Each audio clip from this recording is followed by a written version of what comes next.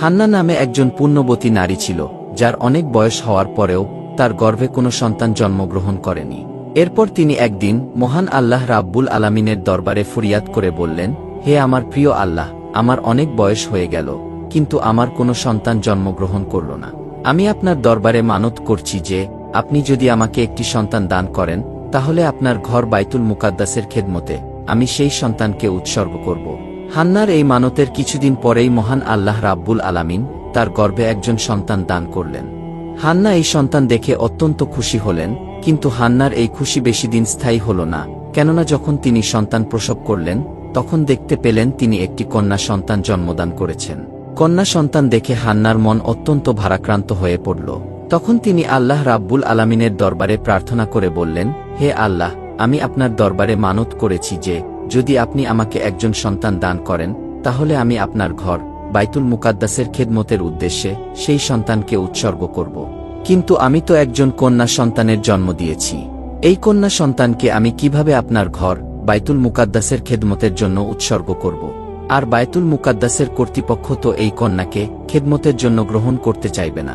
তার এই ভারাক্রান্ত প্রার্থনা শুনে আল্লাহ রাব্বুল আলামিন তৎক্ষণাৎ তাকে জানিয়ে দিলেন, হে হান্না, তুমি হয়তো একটি কন্যা সন্তান জন্ম দিয়ে অত্যন্ত ভারাক্রান্ত হয়ে পড়েছ। তুমি চেয়েছিলে একটি পুত্র সন্তান জন্মদান করতে, কিন্তু তুমি জেনে রেখো যে কন্যাটি তুমি জন্মদান করেছ এটি সাধারণ কোনো কন্যা সন্তান নয়। এই পৃথিবীতে অনেক পুরুষের চাইতেও এই কন্যা সন্তানের মর্যাদা অফুরন্ত ও অপরিসীম। আর তুমি যে চিন্তা করছো বাইতুল মুকাদ্দাসের কর্তৃপক্ষ তাকে খেদমতের জন্য গ্রহণ করবে কিনা, সে ব্যাপারেও তুমি কোনো চিন্তা করো না। তুমি তোমার কন্যাটিকে লালন পালন করো, যখন সে উপযুক্ত বয়সে উপনীত হবে তখন তুমি তাকে বাইতুল মুকাদ্দাসের খেদমতে উৎসর্গ করার জন্য নিয়ে যেও, আমি তাকে গ্রহণ করব। আল্লাহ রাব্বুল আলামিনের পক্ষ থেকে এই বাণী শুনে হান্না নিশ্চিন্ত হলেন। অতঃপর তিনি তার কন্যা সন্তানের নাম রাখলেন মরিয়ম, এবং তিনি আল্লাহ রাব্বুল আলামিনের দরবারে দোয়া করে বললেন, হে আল্লাহ, মরিয়মকে এবং তার ভবিষ্যৎ বংশধরদেরকে তুমি কবুল করে নিও এবং তাদেরকে শয়তানের ধোঁকা থেকে হেফাজত করো। এরপর হান্না মরিয়মকে 7 বছর বয়স পর্যন্ত লালন পালন করলেন। সেই যুগে বাইতুল মুকাদ্দাসের ইমাম ছিলেন হযরত জাকারিয়া আলাইহিস সালাম। মরিয়ম আলাইহিস সালাম যখন 7 বছর বয়সে উপনীত হলেন, তখন তার মা হান্না তাকে জাকারিয়া আলাইহিস সালামের কাছে এনে বললেন, হে আল্লাহর নবী, আমি মানত করেছিলাম যে মহান আল্লাহ রাব্বুল আলামিন যদি আমাকে কোনো সন্তান দান করেন, তবে আমি সেই সন্তানটিকে আল্লাহর ঘরে খেদমতের জন্য উৎসর্গ করব। কিন্তু দুর্ভাগ্যবশত আমি একটি কন্যা সন্তান জন্ম দিয়েছিলাম। আমি সেই সন্তানটিকে 7 বছর পর্যন্ত লালন পালন করলাম। এখন আমি আমার মানত পূরণ করার জন্য এই সন্তানটিকে আপনার হাতে তুলে দিতে এসেছি। আপনি মেহেরবানি করে আমার কন্যা সন্তানটিকে কবুল করুন এবং তাকে আল্লাহর ঘরের খেদমতের সুযোগ করে দিন। হযরত জাকারিয়া আলাইহিস সালাম হান্নার এই আবেদনের পরিপ্রেক্ষিতে বাইতুল মুকাদ্দাসের সকল খাদেমদেরকে ডেকে আনলেন এবং বললেন, আপনাদের মধ্যে কেউ কি আছেন যে এই মেয়েটিকে লালন পালনের দায়িত্ব গ্রহণ করবেন? বাইতুল মুকাদ্দাসের খাদেমরা মরিয়ম আলাইহিস সালামের চোখে মুখে এক প্রকার নূরের জ্যোতি দেখতে পেল। তারা প্রত্যেকেই তাকে লালন পালনের দায়িত্ব গ্রহণ করার জন্য ব্যাকুল হয়ে উঠল। হযরত জাকারিয়া আলাইহিস সালামের নিজের মনেও মরিয়মকে লালন পালনের একটি সুপ্ত বাসনা ছিল। যেহেতু মরিয়মের খালা ছিল হযরত জাকারিয়া আলাইহিস সালামের স্ত্রী, তাই তিনি বাইতুল মুকাদ্দাসের খাদেমদেরকে যুক্তি দিয়ে বললেন, আপনারা শুনুন, যেহেতু তার খালা আমার স্ত্রী, তাই এই মেয়েটিকে লালন পালন করার সবচাইতে উপযুক্ত ব্যক্তি হলাম আমি। কিন্তু বাইতুল মুকাদ্দাসের খাদেমরা জাকারিয়া আলাইহিস সালামের এই প্রস্তাবকে না করে দিয়ে বললেন, হে জাকারিয়া, আমাদের প্রত্যেকের মনেই এই মেয়েটিকে লালন পালনের বাসনা রয়েছে, অতএব তার খালা তোমার ঘরে আছে এই যুক্তি দেখিয়ে তুমি তাকে লালন পালনের দায়িত্ব গ্রহণ করতে পারো না। যখন হযরত জাকারিয়া আলাইহিস সালাম দেখলেন সকলেই ছোট্ট মরিয়মের দায়িত্ব গ্রহণে আগ্রহ প্রকাশ করছে এবং এই নিয়ে একটি জটিলতার সৃষ্টি হচ্ছে, তাই তিনি বাধ্য হয়ে বাইতুল মুকাদ্দাসের খাদেমদেরকে বললেন, দেখুন, আমরা সকলেই চাচ্ছি এই মেয়েটিকে লালন পালন করব। তাই আমার মনে হয় আমরা যদি এই বিষয়টিকে মহান আল্লাহ রাব্বুল আলামিনের উপর ন্যস্ত করি, তাহলে আমাদের সকলের জন্যই ভালো হবে। তিনিই আমাদের মধ্যে ফয়সালা করে দিবেন যে কে মরিয়মকে লালন পালন করবে। অতএব আসুন আমরা সকলেই একটি লটারির ব্যবস্থা করি। আমরা যেই কলম দিয়ে তাওরাত কিতাব লিপিবদ্ধ করি, সেগুলিকে আমরা পানি ভর্তি গামলার মধ্যে রাখব। যার কলম ডুবে যাবে সে মরিয়মকে লালন পালনের দায়িত্ব গ্রহণ করতে পারবে না, আর যার কলম সেই পানিতে ভেসে থাকবে সেই মরিয়মকে লালন পালনের দায়িত্ব গ্রহণ করবে। বাইতুল মুকাদ্দাসের সকল খাদেমরা জাকারিয়া আলাইহিস সালামের এই কথার ঐক্যমত পোষণ করলেন। এরপর তাদের সামনে একটি পানি ভর্তি গামলা নিয়ে আসা হলো। অতঃপর পালাক্রমে একজন করে সেই গামলায় তাদের কলমগুলো রাখতে লাগলেন এবং প্রায় সকলের কলমই গামলার সেই পানিতে ডুবে যেতে লাগল। সবশেষে হজরত জাকারিয়া আলাইহিস সালাম গামলায় তার কলমটি রাখলেন। দেখা গেল অলৌকিকভাবে তার কলমটি পানির উপরে ভেসে রয়েছে। অতঃপর সকলের সর্বসম্মত সিদ্ধান্তক্রমে জাকারিয়া আলাইহিস সালাম মরিয়ম আলাইহিস সালামকে লালন পালনের দায়িত্ব গ্রহণ করলেন। এরপর হজরত জাকারিয়া আলাইহিস সালাম বায়তুল মুকাদ্দাসের পাশেই মরিয়ম আলাইহিস সালামের জন্য একটি ঘর নির্মাণ করে দিলেন। মরিয়ম আলাইহিস সালাম সেই ঘরে সবসময় থাকতেন। আল্লাহর নবী জাকারিয়া আলাইহিস সালাম তাকে দেখাশোনা করতেন ও খোঁজখবর নিতেন। তিনি যদি কোথাও যেতেন তাহলে বাইরে থেকে সেই ঘরটিকে তালাবদ্ধ করে যেতেন, কেননা অন্য কারো সেই ঘরে প্রবেশ করার অনুমতি ছিল না। একবার হজরত জাকারিয়া আলাইহিস সালাম মরিয়ম আলাইহিস সালামকে সেই ঘরে তালাবদ্ধ করে কোথাও চলে গেলেন। অতঃপর তিনি একটি জরুরি কাজে আটকা পড়ে গেলেন। অবস্থা এমন হল যে তার মনেই ছিল না মরিয়ম আলাইহিস সালামের কথা। মূলত আল্লাহ রাব্বুল আলামিন জাকারিয়া আলাইহিস সালামের মন থেকে মরিয়ম আলাইহিস সালামের কথা ভুলিয়ে দিয়েছিলেন। এর মাধ্যমে আল্লাহ রাব্বুল আলামিন চাচ্ছিলেন একটি অলৌকিক ঘটনাকে প্রকাশ করবেন। 4 দিন পরে হঠাৎ জাকারিয়া আলাইহিস সালামের মনে পড়ে গেল যে তিনি মরিয়মকে ঘরের মধ্যে তালাবদ্ধ করে চলে এসেছেন। এরপর তিনি আফসোস করে বলতে লাগলেন, হায় আল্লাহ, এই আমি কি করেছি? সেই মেয়েটি না জানি 4 দিন যাবৎ কি খাচ্ছে এবং একাই সেই ঘরের মধ্যে কিভাবে তার দিনগুলো অতিবাহিত করছে। তার কথা স্মরণ হতেই হজরত জাকারিয়া আলাইহিস সালাম যত দ্রুত সম্ভব বায়তুল মুকাদ্দাসে ফিরে আসলেন। এরপর তিনি মরিয়ম আলাইহিস সালামের গৃহে প্রবেশ করে দেখলেন মরিয়ম আল্লাহ রাব্বুল আলামিনের ইবাদতে মশগুল রয়েছেন এবং তিনি দেখতে পেলেন তার চারপাশে বিভিন্ন রকমের ফলমূল ও খাবারের ছড়াছড়ি, আর প্রত্যেকটি ফলমূলই ছিল অমৌসুমী। এই দৃশ্য দেখে হজরত জাকারিয়া আলাইহিস সালাম মহান আল্লাহ রাব্বুল আলামিনের দরবারে শুকরিয়া আদায় করলেন। এরপর মরিয়ম নামাজ শেষ করে খালুজানকে সালাম দিলেন। তখন হজরত জাকারিয়া আলাইহিস সালাম দুঃখিত ও লজ্জিত কণ্ঠে জিজ্ঞাসা করলেন, মা মরিয়ম, তুমি এই কয়েকদিন কেমন ছিলে? আমি এক মহাবিপদের মধ্যে নিপতিত হয়ে তোমার কথা বেমালুম ভুলেই গিয়েছিলাম, যার ফলে নিয়মিত তোমার খোঁজখবর নিতে পারিনি। এজন্য তুমি আমাকে ক্ষমা করে দাও। তখন মরিয়ম আলাইহিস সালাম বললেন, খালুজান, আপনি কি বলছেন? আমি কিছুই বুঝতে পারছি না। আপনি তো ভোরবেলা আমাকে ঘরে রেখে গিয়েছিলেন, এখন দুপুর না হতেই আপনি আমাকে জিজ্ঞাসা করছেন যে আমি এই কয়েকদিন কেমন ছিলাম। মাত্র একদিনই তো হলো যে আমি এই ঘরে অবস্থান করছিলাম। হজরত জাকারিয়া আলাইহিস সালাম মরিয়মের এই কথা শুনে অত্যন্ত অবাক হয়ে গেলেন। এরপর জাকারিয়া আলাইহিস সালাম তাকে জিজ্ঞাসা করলেন, মা, তোমার পাশে যে বাহারি ফলমূল ও খাদ্যের সমারোহ, এগুলি তুমি কোথায় থেকে পেলে?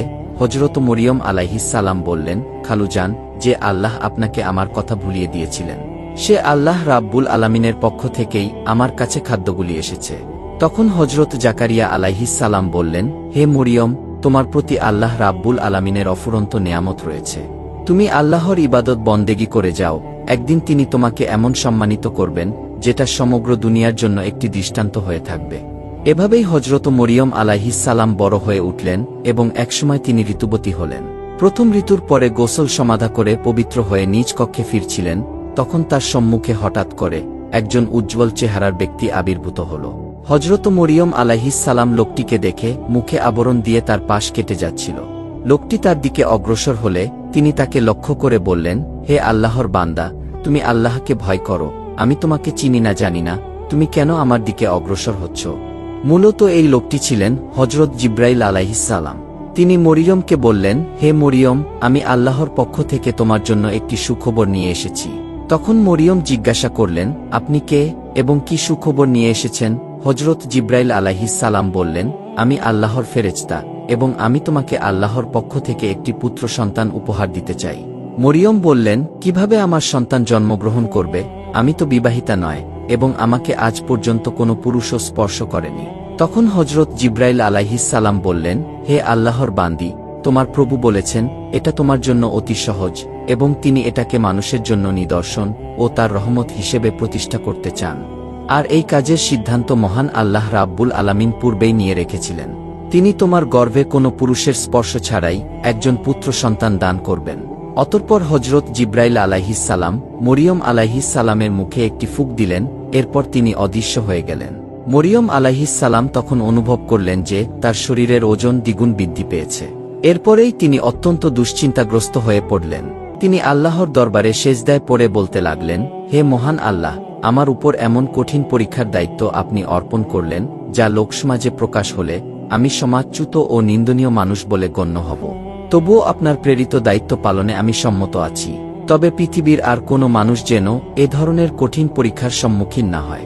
এমন পরীক্ষার সম্মুখীন হলে অনেকেই ঈমানহারা হয়ে পড়বে। হে দয়ার আল্লাহ, আপনি আমাকে এই কঠিন পরীক্ষা থেকে উত্তীর্ণ হওয়ার তৌফিক দান করুন এবং আমাকে ধৈর্যশীলদের অন্তর্ভুক্ত করুন। আমার সকল বিপদ ও বালা মুসিবত আপনি সহজ করে দিন। কিছুদিনের মধ্যেই বনি ইসরায়েলদের মধ্যে মরিয়ম আলাইহিস সালামের গর্ভধারণের কথা প্রকাশ হয়ে পড়ল। তখন একদল লোক এসে তাকে শাসিয়ে বলল, মরিয়ম, সত্য কথা বলো, কে তোমার এই গর্ভজাত সন্তানের পিতা? তুমি এক কুমারী কন্যা, কোনো পুরুষের সংলাপ ছাড়া কিভাবে তুমি গর্ভধারণ করলে? অতএব বলো, কে সেই পুরুষ যে তোমার সাথে এই অপকর্ম করেছে? তুমি যদি তার নাম বলে দিতে পারো, তাহলে আমরা তাকে যথাপযুক্ত শাস্তি দিতে পারব। হযরত মরিয়ম আলাইহিস সালাম তাদের প্রশ্নের জবাবে বললেন, আমি কিছুই জানি না, আমি কোনো পুরুষের সাথে অপকর্ম করিনি। তোমরা যা দেখছ সবকিছুই আল্লাহ রাব্বুল আলামিনের নিদর্শন। তিনি আমাকে এই সন্তানটি কোনো পুরুষের সঙ্গ ছাড়াই দান করেছেন এবং তিনি আমাকে সুসংবাদ দিয়েছেন যে আমার এই গর্ভজাত সন্তান এই যুগের একজন নবী হবেন। এর বাইরে আর কোনো কথাই আমার জানা নেই। এর মধ্যে একজন যুবক বলে উঠল, হে মরিয়ম, তুমি দিবারাত্র মসজিদে ইবাদতের নামে অন্য পুরুষের সাথে অপকর্ম করছ, আর এবার সেটা ফাঁস হয়ে গেছে, তাই এখন নানা বাহানায় সে কথাগুলিকে গোপন করার চেষ্টা করছ। তুমি আমাদের আসল ঘটনাটি খুলে বলো, কার সাথে তুমি এই অপকর্ম করেছ? যদি তুমি স্বেচ্ছায় না বলো, তাহলে আমরা যে কোনো উপায় খুঁজে বের করব এবং তোমার মুখ থেকে সেই লোকটির নাম বের করেই ছাড়ব। তাদের এরূপ হাজারো লাঞ্ছনামূলক কথা শোনার পরেও মরিয়ম আলাইহিস সালাম তাদেরকে একটি কথাই বারবার বললেন, আমার গর্ভের এই সন্তান আল্লাহ রাব্বুল আলামিনের দান, এছাড়া আমি কিছুই জানি না। অবশেষে সেই লোকগুলি বিরক্ত হয়ে তার কাছ থেকে ফিরে গেল। অপরদিকে হযরত মরিয়ম আলাইহিস সালামের একজন খালাতো ভাই ছিল, তার নাম ছিল ইউসুফ। সে সবসময় মরিয়ম আলাইহিস সালামকে পাবার আকাঙ্ক্ষা করত এবং তাকে বিবাহের আকাঙ্ক্ষা করত। যখন সে শুনল মরিয়ম গর্ভবতী হয়েছেন, তখন সে মরিয়মের কাছে এসে বলল, হে মরিয়ম, আমাকে ফাঁকি দিয়ে তুমি কোন পুরুষের হাত ধরলে? আমি তোমার জন্য কম অপেক্ষা করিনি। আমাকে এমনভাবে সরিয়ে দিয়ে তুমি অন্য মানুষকে আপন করে নিতে পারলে। আমি কি অপরাধ করেছিলাম? আমি তো আর তোমার সাথে অবৈধভাবে কোনো কাজ করতে চাইনি। বিবাহের মাধ্যমেই তোমাকে ঘরে তুলে নিতাম। তাতে তো আর কোনো কলঙ্ক ছড়াত না। এখন তুমি কলঙ্কিনী হিসেবে সমাজে পরিচিতি লাভ করেছ। অবৈধভাবে গর্ভধারণ করে সমাজে নিন্দনীয় হলে। তার চাইতে তুমি যদি আমাকে বৈধভাবে বিবাহ করতে, সেটা কি তোমার জন্য মন্দ হতো? ইউসুফের কথা শুনে মরিয়ম আলাইহিস সালাম বললেন, ভাই ইউসুফ, তুমি বিশ্বাস করো, আমি আল্লাহর কসম খেয়ে বলছি, আমি কোনো পুরুষের সাথে অপকর্ম করিনি। মহান আল্লাহ রাব্বুল আলামিন এই সন্তান জিব্রাইল আলাইহিস সালামের মাধ্যমে আমাকে দান করেছেন এবং তিনি আমাকে সুসংবাদ দিয়েছেন যে আমার গর্ভজাত সন্তান একজন নবী হবেন। ইউসুফ বলল, হে মরিয়ম, তুমি এখনো আমাকে বোকা বানাতে চেষ্টা করছো।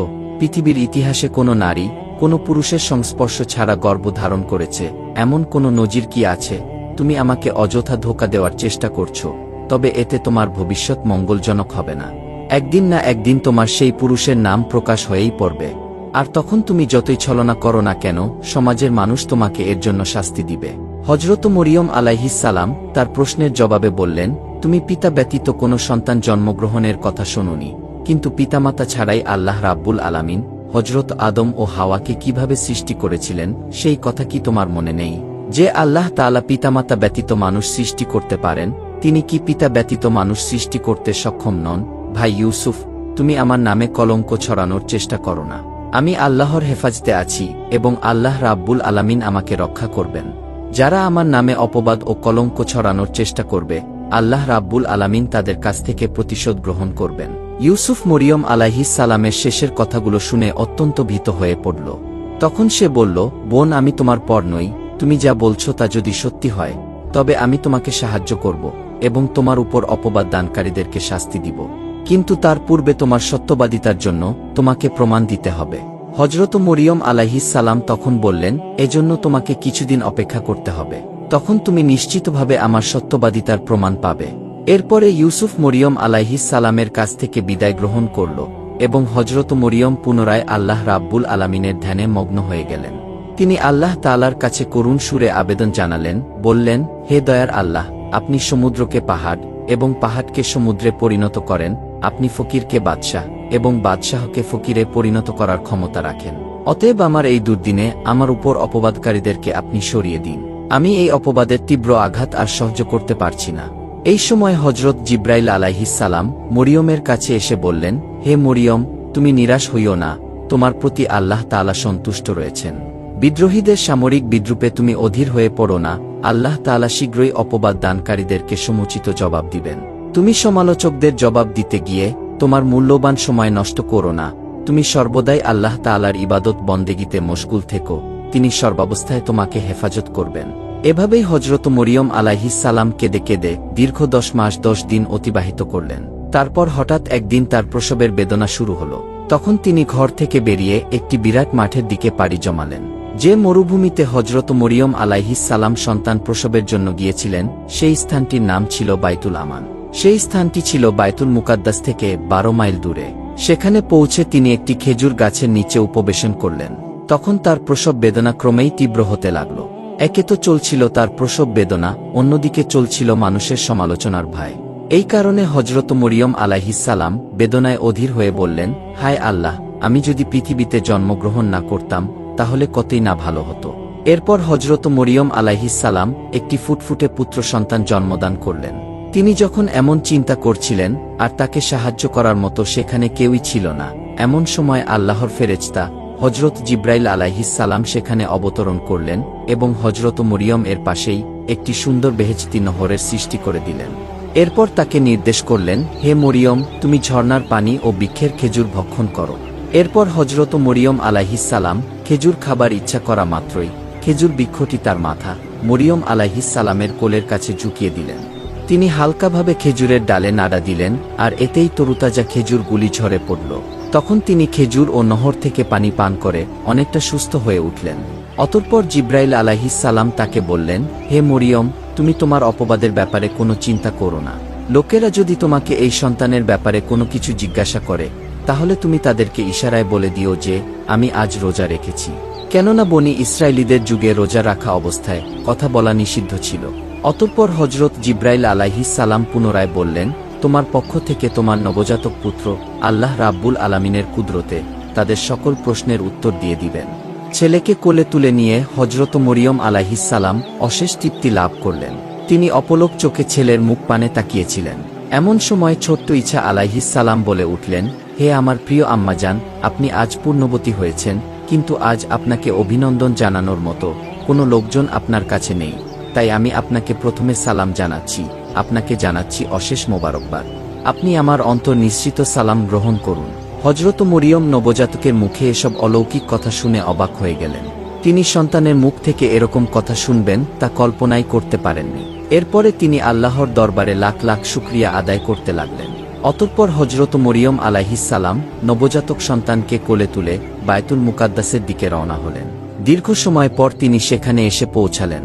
বনি ইসরায়েলের লোকেরা এই খবর জানতে পেরে মজা দেখার জন্য সেখানে ভিড় জমাল। তখন তারা তাকে প্রশ্ন করল, মরিয়ম, বলো তো, একজন কুমারী নারী হয়ে তুমি বিবাহ ছাড়া কিভাবে এই সন্তানটিকে জন্ম দিলে? মরিয়ম ইশারায় তাদেরকে বুঝিয়ে দিল, আমি মানতের রোজা রেখেছি, অতএব আমার কথা বলা নিষিদ্ধ। তোমরা যদি কোনো কিছু জানতে চাও তাহলে আমার এই নবজাতক সন্তানটির কাছে জিজ্ঞাসা করো, সেই তোমাদের সকল প্রশ্নের উত্তর দিয়ে দিবে। তখন তারা বলল, হে মরিয়ম, অবৈধ সন্তানের গোপনীয়তা প্রকাশ হয়ে যাবে, এই ভয়ে তুমি রোজা রেখেছ, আর এখন আমাদেরকে বলছো একজন নবজাতকের সাথে কথা বলতে। তুমি কি আমাদের সাথে মজা করছো? এই নবজাতক কি কথা বলতে শিখেছে যে সে আমাদের কথার উত্তর দিবে? এগুলো ধোঁকাবাজি কথা। এই ধরনের বাহানা করে আসল ঘটনা গোপন করা যাবে না। আজ হোক কাল হোক, সত্য ঘটনা একদিন প্রকাশ হয়েই যাবে। এর মধ্যে আবার কেউ কেউ বলে উঠল, আচ্ছা চলো না, আমরা তার ছেলের কাছে প্রশ্ন করেই দেখি কি উত্তর দেয় সে। এরপর তারা হজরত ঈসা আলাইহিস সালামের কাছে প্রশ্ন করল, হে মরিয়মের পুত্র, তোমার পিতার পরিচয় কি? তুমি কিভাবে তোমার মায়ের গর্ভে আসলে? তখন হজরত ঈসা আলাইহিস সালাম বলে উঠলেন, আমি আল্লাহর বান্দা, তিনি আমাকে কিতাব দান করেছেন এবং নবী বানিয়েছেন, আর আমি যেখানেই থাকি না কেন আমাকে বরকত দান করেছেন। তিনি আমাকে আমার মাতার আনুগত্য করেছেন, অবাধ্য পাপাচারী ও নাফরমান করেন নাই। যেদিন আমার জন্ম হয়েছে, যেদিন আমার মৃত্যু হবে এবং যেদিন আমাকে আবার পুনরায় জীবিত করা হবে, সেদিন পর্যন্ত আমার উপর আল্লাহ তাআলার রহমত বজায় থাকবে। তোমরা আমার দাওয়াত কবুল করার জন্য প্রস্তুত হও আমি শীঘ্রই তোমাদের মাঝে দাওয়াত পৌঁছে দিব। বনি ইসরায়েলীরা নবজাতকের মুখে এই সমস্ত কথাবার্তা শুনে হতবাক হয়ে গেল। কিছুক্ষণ পূর্বে যে শিশুর জন্ম হল, সেই শিশু কিভাবে কথা বলছে? এটা তো নজিরবিহীন ঘটনা। কারো মুখ থেকে আর কোনো শব্দ বের হল না।